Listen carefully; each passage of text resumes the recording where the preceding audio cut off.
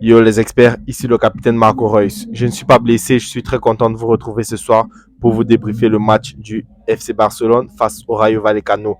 Le FC Barcelone qui se déplaçait à Vallecano, à Madrid, pour y affronter le Rayo, fort de sa bonne saison.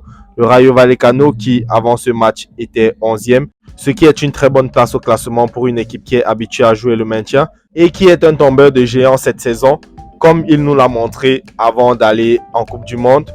Le Real Madrid qui est tombé sur la pelouse de ce même Rayo Vallecano là. Voilà le Real Madrid même qui est tombé hier face au Girona FC en Catalogne et le FC Barcelone qui s'incline aujourd'hui à Madrid. Comme quoi la vie nous réserve parfois de grandes surprises. Le Real qui tombe en Catalogne et le Barça qui tombe à Madrid. Le Rayo Vallecano qui évoluait ce soir en 4-4-2 avec leur génie Izzy Palazón sur le côté. Le petit Camelio en attaque avec Oscar Trejo. Et le Barça qui de son côté évoluait dans son habituel 4-3-3 avec le retour de Pedri sur le terrain, accompagné de Frenkie de Jong au milieu du terrain et du petit Gavi. En attaque, Robert Lewandowski était épaulé par Rafinha et Ferran Torres. Donc, ce Rayo Vallecano là, qui est un tombeur des gens cette saison, nous a offert une prestation assez solide face au FC Barcelone ce soir. Une prestation qui m'a beaucoup surpris personnellement parce que je ne m'attendais pas à ce qu'il joue si haut. Habituellement, on est habitué à voir les équipes jouer si bas contre le FC Barcelone que lorsqu'ils jouent assez haut, ça devient très étonnant pour nous. Ce qui a fait que le Barça, qui a l'habitude de dominer ses matchs avec 75 à 80% de possession de balle, n'avait entre guillemets que 60% de possession de balle ce soir et ne s'est procuré que 5 occasions cadrées pour 6 occasions cadrées côté Vallecano. Et ça se reflète parfaitement sur le score car le Rayo Vallecano a gagné 2-1. Un premier but avec une récupération de Camelo sur un mauvais contrôle de Gavi, ce qui lui permet de décaler Alvaro Garcia sur le côté qui peut ajuster Marc-André Ter Stegen.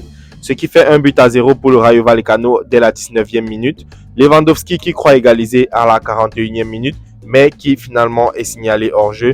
Et au retour des vestiaires, sur une longue touche, Frenkie de Jong qui croit récupérer le ballon sur l'adversaire, fait un mauvais contrôle, ce qui profite à Fran Garcia qui fait un rush solitaire vers les buts et arrive à ajuster Ter Stegen, ce qui fait 2-0 pour le Rayo Vallecano qui d'ores et déjà avait plié le match car le Barça, depuis la première période, c'était un Barça assez moribond qui avait peine à se créer des occasions, mais le Barça qui en toute fin de match, par l'intermédiaire de Robert Lewandowski, arrive à réduire la marque. Donc voilà, 2-1 sur ce match. Pas grand chose à dire, si ce n'est que le Barça n'a pas montré un visage de champion ce soir. Le Barça qui, on le sait déjà, est champion de Liga. Donc je pense que eux aussi, ils arrivent à se reposer un peu sur leur laurier car ils savent déjà que le titre leur est acquis. Donc voilà, là maintenant en Liga, c'est on joue et on attend la fin de saison parce que chacun connaît déjà sa place. Je pense que l'équipe qui a encore quelque chose à jouer, c'est certainement peut-être l'Atlético Madrid qui cherche à récupérer la deuxième place au Real Madrid. L'Atlético qui a gagné ce soir avec un doublé de passes décisives d'Antoine Griezmann. Donc l'Atlético qui revient à 2 points du Real Madrid. Mais ce n'est pas ce qui nous intéresse ce soir. Ce qui nous intéresse, c'est la prestation du Barça. Lewandowski qui a marqué son 18e but de la saison ce soir, mais qui ne nous a toujours pas montré une prestation assez convaincante. Robert Lewandowski, il nous laisse une autre fin en cette deuxième partie de saison. On attend beaucoup plus de lui, car ce n'est pas à ce niveau-là qu'on l'a connu. Ce n'est pas à ce niveau-là qu'on veut qu'il soit. Ce n'est pas le Robert Lewandowski qu'on connaît. Voilà, nous on pense que Robert Lewandowski il peut mieux faire et lui aussi il sait qu'il peut mieux faire et c'est pour ça que ses prestations sur les derniers matchs lui-même l'agacent et il l'a dit au micro que lui-même il est agacé par ses prestations. Il aimerait mieux faire mais des fois il ne se retrouve pas dans la possibilité et la presse espagnole a évoqué le cas Ousmane Dembélé qui selon eux est le joueur qui manque à Robert Lewandowski aujourd'hui pour pouvoir produire les prestations qu'il nous produisait en début de saison. Donc voilà un Robert Lewandowski qui, encore une fois de plus, est passé au travers de son match.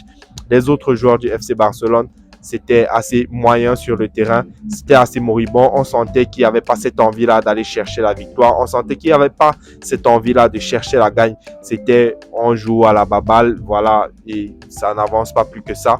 Donc, Voilà les amis, c'est à peu près tout ce qu'on pouvait dire sur ce match. Un match pas très intéressant, si ce n'est le Rayo Vallecano qui nous a montré une prestation vraiment très convaincante avec leur jeune attaquant de 22 ans, Camelio, qui est prêté par l'Atlético Madrid. Cet attaquant qui est en train de nous faire un parcours à la Diego Costa qui avait aussi été prêté par l'Atlético Madrid au Rayo Vallecano et qui nous fait une prestation très convaincante ce soir avec une passe décisive sur le premier but et de nombreuses occasions créées. Donc voilà, le petit Camelio, il sera à surveiller dans les prochaines semaines, dans les prochaines années, car nous pensons que ça peut être un de ses futurs grands talents. Il est encore très jeune, on verra ce qu'il nous réservera. Donc voilà les amis, c'est à peu près tout ce qu'on pouvait dire sur ce match. Prenez tous soin de vous et on se retrouve le week-end pour débriefer de nouveaux matchs. D'ici là, abonnez-vous, likez la vidéo et tchuss!